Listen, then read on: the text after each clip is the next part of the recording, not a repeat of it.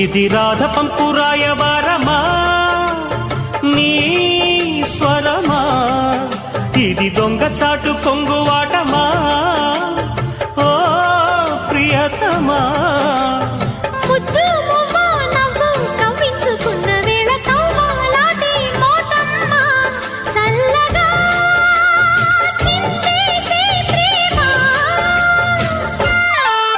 సిరి చందనపు చెక్క లాంటి భామ, నందివర్ధనాల పక్క చేరవమ్మ.